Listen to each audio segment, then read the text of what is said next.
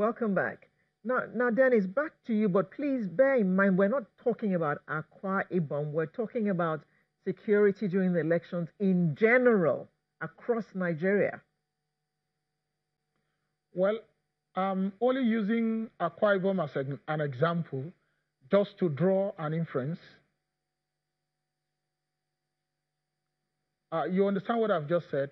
That I'm only using Akwa Ibom as an example to actually begin to give some, strategy that can actually handle the situation.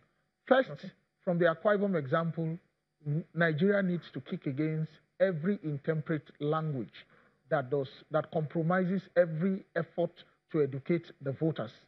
And we need to also take a cue again from the what INEC is doing in Akwa Ibom. Agencies like INEC has actually really shown that with the participatory process they are engaging, there is a continuous improvement, and that should be emulated, because when there is a breach from people who are making statements, from the dramatist personnel who are politicians, the agency needs to do something that will also show the public that, look, we are not going to be part of the compromise. We are not going to give result sheet to an individual who will write result sheet in his house and then possibly announce the result. The good news again is that we need to understand that the card readers INEC has in place is really going to help curtail the issue of rigging. We also have a situation whereby the security situation, let's be very frank with ourselves, is a social problem. Thank you, Dennis. So, thank you. Now, Sanusi, we have seen on television arms coming into the country. We have seen containers open at the ports and all that. And of course, the general whisper is that these arms are coming in preparation for the elections. What should the government be doing to prevent the proliferation of small arms and the importation of arms that can be used to foment trouble when the elections come around? Well, that's always a constant question that is asked in Nigeria. Unfortunately, we have very porous borders. No matter what you do at the moment, there's the infrastructure that is required to deter or to stop the influx of small arms into Nigeria does not exist, both in human and equipment. For example, I mean, we were discussing earlier about the average Nigerian and the orientation and the mentality that we have. Most of our security agencies personnel are not really paid that well. So in order for a person to compromise individuals is very simple, especially very easy along the borders and whatnot. I remember there was, not to divert away from what we're talking about, but you know, the cook that killed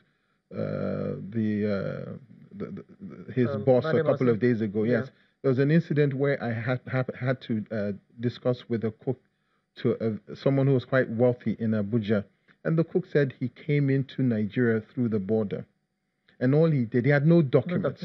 He paid 5,000 naira to do that. Now imagine if I wanted to bring in a cache of arms, and I meet a customs officer and who's not the boss, or just his boys and some security personnel, and I offer them 10 million naira.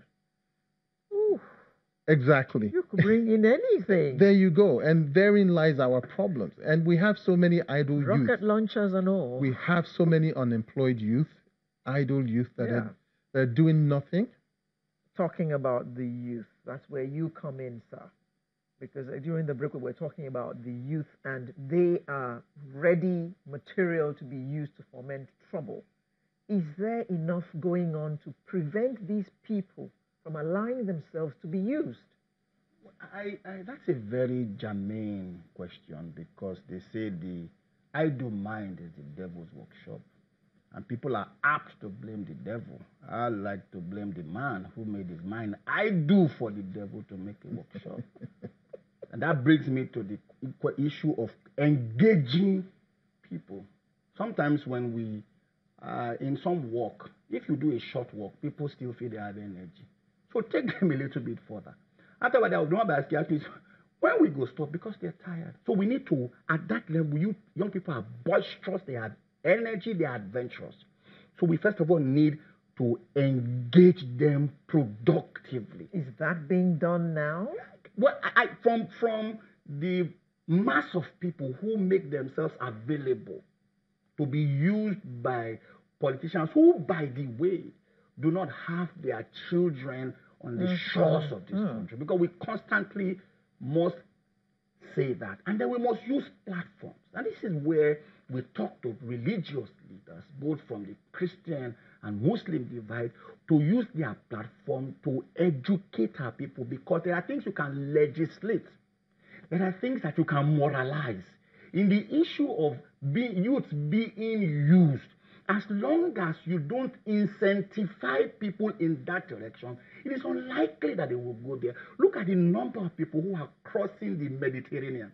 You are seeing, there are even nights on television, say people are dying. Somebody else is packing his bag to go there because he feels that it is better to try getting rich or die failing in trying to do so. So we must mobilize these young people, engage them, and then we must now begin to use all platforms. And this is why I have a challenge, for instance, with the National Orientation Agency. I haven't heard a lot about the National Orientation Agency. Ideally, it is penultimate an election that you see all forms of campaign, synergizing with the media, trying to educate young people to say, do not make yourself available. Because when it starts, how be it innocuously. It starts innocently. And that's how we have had terrorist groups, because we have had some governors who empowered some youth. And when the youth were not pandering to their opinions anymore, we didn't mop up the arms that we gave to them. Yeah. We didn't disarm them. I don't know the right word. We didn't disorientate them. We left them in society, and they became a menace, to us. So we must begin to use all machinery available to let young people know that if you are old enough to vote, you are old enough to be voted for. So why are you the one that they are using to perpetuate such? Why are you not the one whose name is on the ballot? People must be made to believe in themselves. Okay. Now, Dennis, do you think that this is happening more and more because there's no punishment for electoral malpractice?